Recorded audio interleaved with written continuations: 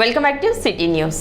జగనన్న కాలనీలో లబ్ధిదారులు ఇచ్చిన ఫిర్యాదులపై సత్వర న్యాయం జరిగే విధంగా చూస్తామని మంత్రి నాదెండ్ల మనోహర్ తెలిపారు. పెదరావూరు గ్రామంలో జగనన్న కాలనీలో ఏర్పాటు చేసిన నివేశన స్థలంలో మరియు గృహ నిర్మాణాలపై లబ్ధిదారులతో అవగాహన సదస్సులో మంత్రి నాదెండ్ల మనోహర్ మాట్లాడుతూ ఇళ్ల నిర్మాణ లబ్ధిదారులు ఎన్నో ఇబ్బందులు పడుతున్నారని, ఆదివారం అయితే అందరూ ఉంటారని, మీ సమస్యలు తెలుసుకోవడానికి ఈ రోజు అవగాహన సదస్సు ఏర్పాటు చేసినట్లు చెప్పారు. మీ సమస్యలు ఏమి ఉన్నా ఇక్కడ ఏర్పాటు చేసిన సభలో తన దృష్టికి తీసుకురావాలని, వాటిని వెంటనే పరిష్కరించే విధంగా చర్యలు తీసుకుంటానని తెలిపారు. గతంలో అధికార యంత్రాంగం నుండి లబ్ధిదారులకు సరైన సహకారం లేదని వస్తున్న సమస్యలు చూస్తే అర్థమవుతుందని అన్నారు. అతి కొద్ది మంది మాత్రమే ఇల్లు కట్టుకున్నట్లు కనపడుతుందని, ఇళ్ల పట్టాలు ఇచ్చారు కానీ ఇళ్ల స్థలాలు చూపించలేదు. ఇది చాలా దారుణం, దుర్మార్గమని అన్నారు. ఇల్లు కట్టడానికి కాంట్రాక్టర్లు డబ్బులు తీసుకొని సగంలో ఆపేసి లబ్ధిదారులను ఇబ్బందులకు గురిచేస్తున్నారని, కూటమి ప్రభుత్వం లబ్ధిదారులకు న్యాయం చేసే బాధ్యతకి కట్టుబడి ఉందని మంత్రి నాదెండ్ల మనోహర్ తెలిపారు.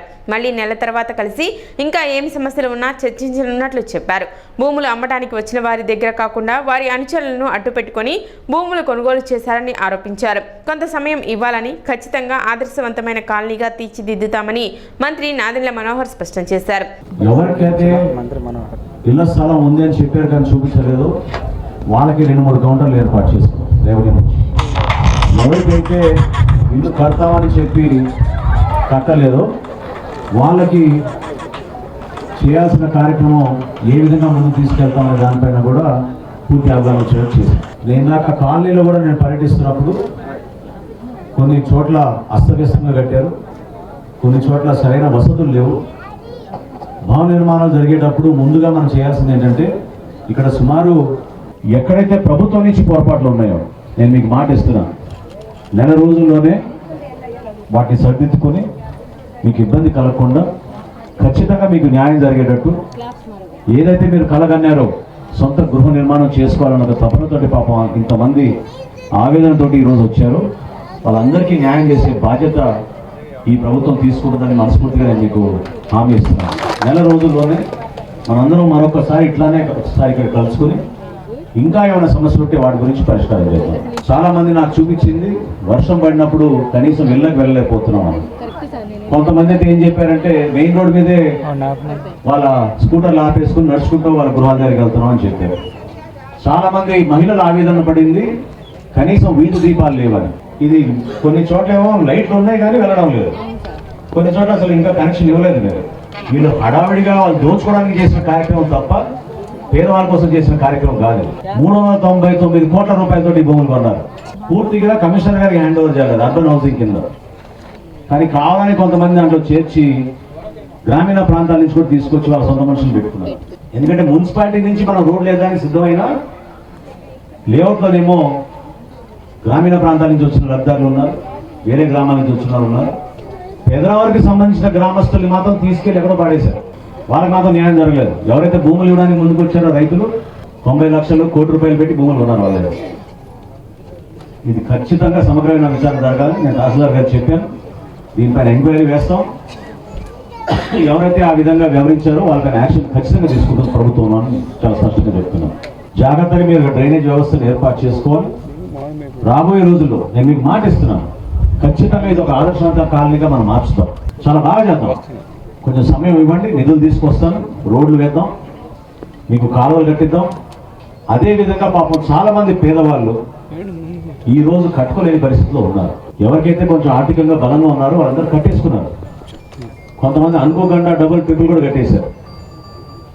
మరి వాళ్ళ పేదవాళ్ళ కేటగిరీలు ఎట్లా ఉన్నారో మనకు తెలియదు కానీ కట్టుకున్నారు. సో ఎట్టి పరిస్థితుల్లో కూడా నేను మీకు మాట ఇస్తున్నాను, మార్చి కల్లా దాదాపు కొత్తగా మనకు వచ్చిన లేఅవుట్లో భాగంగా 1900 లబ్ధిదారులు మనం గుర్తించి అదనంగా మనం ఇప్పుడున్న 1889కి ఇంకొక 1900 మందిని మనం చేర్చి వాళ్ళందరికీ కూడా ఇళ్ల స్థలాలు ఇచ్చిన ఇళ్ల స్థలాలకి వాళ్ళకి కేటాయించి పనులు ప్రారంభించేటట్టు తప్పకుండా మేము హౌసింగ్ డిపార్ట్మెంట్ నుంచి అన్ని విధాలుగా మేము దాన్ని కన్సల్ట్ చేసి సిద్ధం అవుతామని మనస్ఫూర్తిగా మీకు చెప్పుకుంటున్నాను.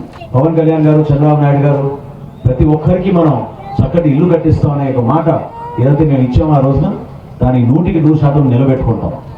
ఈ కాలనీలో కూడా అదే విధంగా ఈరోజు మేము 3 కాలనీలు పెట్టుకున్నాం సందర్శన. మొట్టమొదటిది పెదరావూరు, ఇక్కడ చాలా పెద్ద లేఅవుట్ ఇది 78 ఎకరాల్లో కనీసం మౌలిక సదుపాయాలు సరిగ్గా వీళ్ళు ఏర్పాటు చేయలేదు. వాళ్ళు చేసిన పొరపాటు అది. మొట్టమొదటి 38 కోట్ల రూపాయలు శాంక్షన్ చేశారు, కానీ మౌలిక సదుపాయాలు ఏర్పాటు చేయలేదు. రోడ్లు కానివ్వండి, అంతర్గత రోడ్లు వేయాలి, వీధి దీపాలు వేయాలి. మీకు ఆ సౌకర్యం కల్పించినప్పుడే మీరు కట్టుకోగలుగుతారు. లేకపోతే రేపు కాంట్రాక్టర్ కూడా వచ్చి కట్టమంటే ఎట్లా కట్టగలుగుతారు చెప్పండి? ఆ బురదలోనూ నీళ్ళు కట్టలేడు. కాబట్టి ముందుగా ఆ వ్యవస్థని మార్చే బాధ్యత మీరు తీసుకోవాలి. ఎవరు ఎన్ని ఇల్లు తీసుకున్నారు, ఎక్కడ కట్టారు, ఎన్ని పూర్తి అయినాయి, ఎందుకు పూర్తి కాలేదు? పూర్తి కాని లబ్ధిదారులకి మనం ప్రభుత్వం నుంచి అండగా ఉండాలి. నాయకత్వం కాదు, ప్రభుత్వం తీసుకోవాలి ఆ బాధ్యత. మనం నిలబెట్టి కట్టించాలి. ఎట్టి పరిస్థితుల్లో కూడా ఇల్లు పూర్తి అయ్యేటట్టు మనం వేసవి కాలం కల్లా, వాళ్ళకి ఉగాది పండుగ కల్లా వాళ్ళకి గృహప్రవేశం చేసేటట్టు మనం ఏర్పాటు చేద్దాం. కొంతమందికి పట్టాలు ఇచ్చి తెల్ల ఇంకేసేసి చెరిపేసి సరిహద్దులు మార్చేశారు. దుర్మార్గం అది. కావాలని కొంతమందికి వాళ్ళు లబ్ధి ఖర్చు చేకూర్చుకున్నారు. వాళ్ళు పార్టీల పరంగా కొంతమందిని చూశారు. అది ఇంకా అన్యాయం. ఇందాక ఒక పెద్ద ఆయన నాకు చెప్తున్నాడు, కేవలం నేను పలానా పార్టీ అని చెప్పి నాకు ఇవ్వలేదని చెప్పాడు. అందరినీ సమానంగా చూస్తాం, అందరికీ న్యాయం జరిగేటట్టు చేస్తాం. ఏది చేసినా రేపటి రోజున మా ప్రభుత్వం నుంచి ఈ విధంగానే బహిరంగ కార్యక్రమం చేసి అందరి ముందే లబ్ధాన్ని గుర్తించి మీ అందరికీ న్యాయం చేసేటట్టు చేస్తాం తప్ప కొంతమంది కోసమే ఈ ప్రభుత్వం పనిచేయదు. ఖచ్చితంగా ఈ కూటమి ప్రభుత్వం రాష్ట్రాన్ని అభివృద్ధి పందాల ముందు తీసుకెళ్తాం. హెల్ప్ డెస్క్ ఏర్పాటు చేసి మీ కార్యాలయం దగ్గరనే వచ్చిన ప్రతి ఒక్కరికి సమాధానం చెప్పేటట్టు, వాస్తవ పరిస్థితి ఏంటో మీరు కంప్యూటర్లో ఆన్లైన్ చూసుకుని వాళ్ళకి భరోసా ఇచ్చేటట్టు మీరు ఆ చర్యలు తీసుకోవాలి. 6 కౌంటర్లు కూడా మీరు కొంచెం జాగ్రత్తగా ఓపికగా మీరు ఆ కాగితం ఇస్తే ఇవన్నీ కలెక్ట్ చేసుకుని మీకు నేను ఇందాక మాట ఇచ్చినట్టు నెల రోజుల్లోనే మనం మరొకసారి ఇటువంటి సమావేశం ఇక్కడ ఏర్పాటు చేసుకుని ప్రతి ఒక్కరికి సమగ్రంగా మీకు సమాచారం అందించడమే కాకుండా మీకు న్యాయం జరిగేటట్టు మేము అందరం కూడా చేస్తామని మనస్ఫూర్తిగా నేను కోరుకుంటూ, ఎక్కువ శాతం నిజమైన పేదలకు కాకుండా అనర్హులకు ఇళ్ల స్థలాలు ఇచ్చారని, నిజమైన పేదలను గుర్తించి ఇళ్ల స్థలాలు కేటాయిస్తామన్నారు. ఇళ్ల స్థలాలు ఇచ్చి కనీస సౌకర్యాలు కల్పించకుండా ఇళ్ల నిర్మాణం ఎలా జరుగుతాయని, ఇళ్ల స్థలాలు ఇళ్ల నిర్మాణం అక్రమాలపై విచారణ జరిపించి నివేదిక ప్రకారం కఠిన చర్యలు తీసుకుంటామని తెలిపారు. పార్టీల పరంగా ఇళ్ల స్థలాలు పట్టాలు ఇచ్చారు, ఇది చాలా దుర్మార్గం అన్నారు. లబ్ధిదారులు ఇచ్చిన ఫిర్యాదులపై సత్వర న్యాయం జరిగే విధంగా చూస్తామని, ఉగాది కల్లా పేదలు ఇళ్ల గృహ ప్రవేశం చేసే విధంగా చూస్తామని మంత్రి నాదెండ్ల మనోహర్ తెలిపారు. ప్లాట్లలో నంబరింగ్ సరిగా లేదని, అదేవిధంగా డబుల్ ప్లాటింగ్ అయిందని, అదేవిధంగా కాంట్రాక్టరు అక్కడ కన్స్ట్రక్షన్ యాక్టివిటీ చేసేవాడు కానీ ప్రాపర్గా చేయలేదని, ఇలా రకరకాల సమస్యలు ఉన్నాయి. మీరందరూ కూడా రావచ్చమ్మా. ఎవరు డిఎస్పీ గారి ఆఫీసు రాకూడదు అనే అవకాశం లేదు. మీ అందరి గ్రీవెన్సెస్ ఇక్కడ మీకు ఇబ్బంది అయినాయి కూడా మీరు ఇంతకుముందు గతంలో చెప్పుకొని ఈ కాంట్రాక్టులు కట్టకపోవడం, డబ్బులు తీసుకొని చేయకపోవడం, ఇవన్నీ డిపార్ట్మెంట్ పరంగా మాకు వస్తాయి. మేము అన్నిటి మీద కూడా యాక్షన్ తీసుకుంటాం. మీరు చెప్తే యాక్షన్ ఉంటుంది, దాని మీద వాళ్ళు ఎంతవరకు చేయాలో చేస్తారు. చెప్తే కట్టమని కొంతమంది భయపడాలి, అట్లా ఉండదమ్మా. ఆల్ డిపార్ట్మెంట్స్, అన్ని వింగ్స్ మంత్రివర్యుల ఆధ్వర్యంలో ఇక్కడికి వచ్చారు. అన్ని విభాగాలు, రెవెన్యూ, మున్సిపల్, ఎలక్ట్రిసిటీ, అన్ని విభాగాలు ఇక్కడ ఉన్నాయి. అందరి కోఆర్డినేషన్తో ఈ కాలనీ మంత్రివర్యుల ఆధ్వర్యంలో ఇది డెవలప్ అవుతుంది. కాబట్టి ఎవరో ఎటువంటి భయపడనవసరం లేదని సభాముఖంగా మీ అందరికీ చెప్తున్నాను. స్టార్టింగ్ లేఅవుట్ మొదటి నుంచి ప్రతి ఇంటిని, ప్రతి సమస్యని క్షుణ్ణంగా పరిశీలించారు. అధికారులకి అక్కడికక్కడే డైరెక్షన్స్ ఇచ్చారు ఏమి చేయాలని. రెవెన్యూ శాఖ తరఫు నుంచి కూడా నాకు కూడా ఒక స్పెసిఫిక్ డైరెక్షన్ చెప్పారు. అన్యాయం, అక్రమం ఏదో జరిగిందంటే దాని విషయంలో కూడా మేము టీమ్స్ని ఫామ్ చేస్తాం.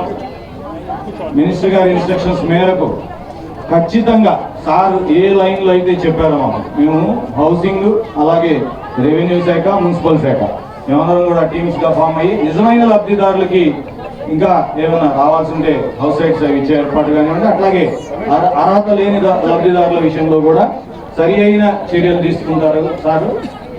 ఈ విధంగా సార్ దగ్గర పనిచేసే అవకాశం రావడం గొప్పగా. ఇళ్ళ ఫేజ్ బ్యానర్లో ఇల్లు కట్టుకుంటా వచ్చారు, కానీ ఆ ఇళ్ళ లబ్ధిదారులు ఎవరు, కరెంటు కావాలని అడిగిన వాళ్ళు ఎవరు ఇంతవరకు మాకు మేమే సర్వీస్ వైరు, మీటర్ బోర్డులు అన్నీ కూడా మేమే ఇచ్చి కరెంట్ ఇస్తున్నాం. ఈ స్ట్రీట్ లైట్లు కూడా మేము ఎప్పుడో 3 సంవత్సరాల క్రితం వేసిన స్ట్రీట్ లైట్లు, ఆ లైట్లు అక్కడక్కడ పోయినాయి అంటే అవి కూడా గ్యారంటీ పీరియడ్ అయిపోయినాయి. అవి కమిషనర్ గారికి మేము యాక్చువల్గా హ్యాండ్ ఓవర్ చేశారు. అవి ఏమైనా ఉంటే మేము ఏమన్నా మార్చవలసినవి ఉంటే ఒకసారి మాట్లాడుకొని ఏమైనా గ్యారెంటీ పీరియడ్లో మారుస్తాము, లేకపోతే అది ఏం చేయాలో మంత్రి గారిని అడిగి మేము దాని మీద చర్యలు తీసుకుంటాము. అమృతలూరు గ్రామంలో తెలుగుదేశం పార్టీ ఆధ్వర్యంలో ఉచిత వైద్య శిబిరం ఏర్పాటు చేశారు. మెడ్ స్టార్ హాస్పిటల్ సౌజన్యంతో ఏర్పాటు చేసిన ఈ వైద్య శిబిరం నందు వివిధ రకాల వైద్య పరీక్షలు నిర్వహించి ఉచితంగా మందులను పంపిణీ చేశారు. గ్రామస్తులు పెద్ద సంఖ్యలో పాల్గొని ఈ వైద్య శిబిరాన్ని సద్వినియోగం చేసుకున్నారు. మెడ్ స్టార్ హాస్పిటల్ సిబ్బందికి కృతజ్ఞతలు తెలిపారు. కొత్తపల్లి రవీంద్రబాబు ఆధ్వర్యంలో ఏర్పాటు చేసిన ఈ కార్యక్రమంలో శరణు శేషగిరి, బొల్లు రమేశం, గ్రామ సర్పంచ్ దేవరకొండ, నార్ల శ్రీనివాసరావు, మెడ్ స్టార్ హాస్పిటల్ వైద్యులు బి విజయ చైతన్య, శ్రీహరి, బి హేమేశ్వరరావు, వైద్యశాల సిబ్బంది పాల్గొన్నారు. ఈరోజు అమృతలూరు గ్రామంలో మెడ్ స్టార్ హాస్పిటల్స్ విజయవాడ వారు మా గ్రామస్తులకి, మా చుట్టుపక్కల గ్రామస్తులకి సేవార్థం మా ఊరు వచ్చి వైద్యం చేసినందుకు చాలా కృతజ్ఞతలు తెలియజేస్తా ఉన్నాం.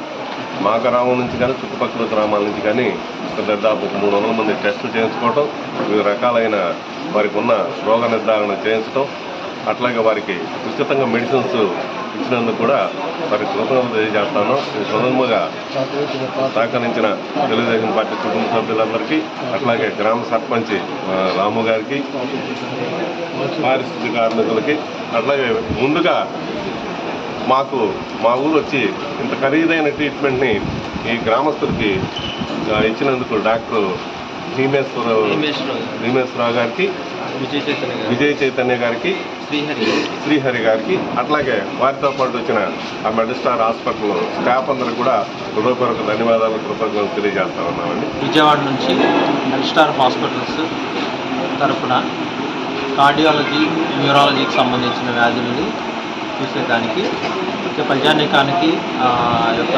కార్డియాలజీ, న్యూరాలజీ సమస్యలు వివరించడానికి, దానికి సంబంధించి ట్రీట్మెంట్ చికిత్సలు అందించడానికి ప్రముఖ వైద్యులు డాక్టర్ శ్రీహరి గారు కార్డియాలజిస్ట్, అలాగే న్యూరాలజీ విభాగం నుంచి డాక్టర్ హేమేశ్వరరావు గారు ప్రముఖ న్యూరాలజిస్ట్ రావడం జరిగింది. హాస్పిటల్ తరఫున ఈసీజీ, 2D ఎకో సంబంధిత గుండె సంబంధిత వ్యాధులకు సంబంధించిన పరీక్షలు, అలాగే న్యూరో సంబంధించిన పరీక్షలు ఇక్కడ చేయడం జరిగింది. దాదాపుగా ఒక 300 మంది అటెండ్ అయ్యి ఈ క్యాంపుని వినియోగించుకోవడం జరిగింది. వేముల వెంకట సుబ్రహ్మణ్య వరప్రసాద్ జ్ఞాపకార్థం స్నేహితుల దినోత్సవం సందర్భంగా పేదలకు అన్నదాన కార్యక్రమం నిర్వహించారు. వేముల వెంకట సుబ్రహ్మణ్య వరప్రసాద్ అకాల మరణం చెందిన సందర్భంగా తన మిత్ర బృందం స్థానిక పెమ్మసాని థియేటర్ వద్ద పేదలకు అన్నదాన కార్యక్రమం ఏర్పాటు చేసినట్లు తెలిపారు. కార్యక్రమంలో శ్రీరామ్, రాజేష్ బాబు, వెచ్చ శ్యాంప్రసాద్, తాత శ్రీనివాసరావు, సాధు ప్రతాప్, శ్రీధర్, శంకర్, పున్నారావు, గోపాల్ తదితరులు పాల్గొన్నారు. మా మిత్రుడైన వేముల వరప్రసాద్ అనుకోకుండా శివైక్యం చెందిన కారణంగా ఈరోజు మేము గత 40 సంవత్సరాల నుంచి అందరము ఇదే సెంటర్లో ఎంతో అనుబంధంగా, ఎంతో ఆత్మీయతతో, ఎంతో స్నేహానురాగాలు పంచుకుంటా గత 40 సంవత్సరాల నుంచి కష్టసుఖాల్లో అందరం పాలు పంచుకుంటా ఉన్నాము.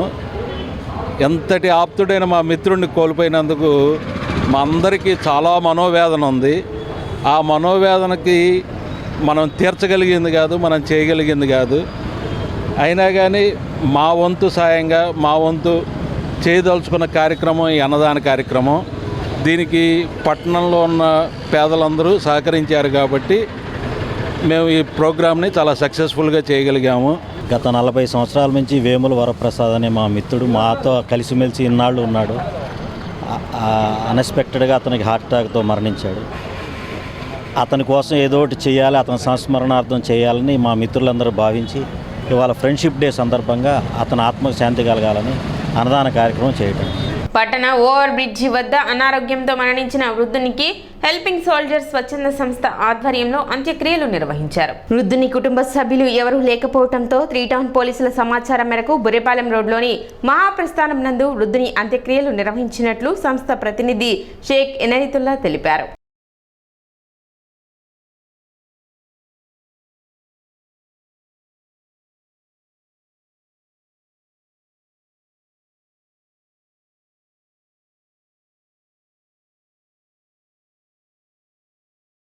గుంటూరు జిల్లా తెనాలి చెంచుపేట బ్రిడ్జి పరిసర ప్రాంతాల్లో అనారోగ్యంతో ఒక పెద్దాయన చనిపోయారని అక్కడున్న స్థానికులు 3 టౌన్ పోలీస్ వారికి సమాచారం ఇవ్వగా పోలీస్ వారు వచ్చి ఆ పెద్దాయన గురించి ఎంక్వైరీ చేసి ఆ పెద్దాయనకి ముందు వెనక ఎవరూ లేనందువలన హెల్పింగ్ సోల్జర్స్ స్వచ్ఛంద సేవా సంస్థకి కాల్ చేసి ఆ పెద్దాయన అంత్యక్రియలు మీరు నిర్వహించండి అని కోరగా వెంటనే స్పందించిన ప్రతినిధి మరియు అతని మిత్ర బృందం కలిసి ఆ పెద్దాయన మత సాంప్రదాయం ప్రకారం అంత్యక్రియలు నిర్వహించడం జరిగింది.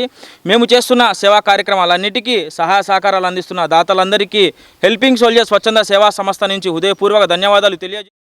సిటీ న్యూస్ ముగించే ముందు ముఖ్యాంశాలు మరోసారి.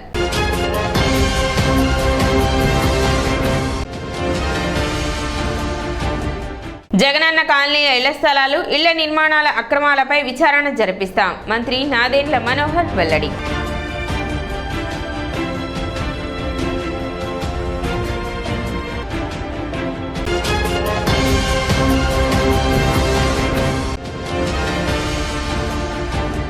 జగనన్న కాలనీలో గృహ నిర్మాణాలపై లబ్ధిదారులతో అవగాహన సదస్సు నిర్వహించిన మంత్రి నాదెండ్ల మనోహర్.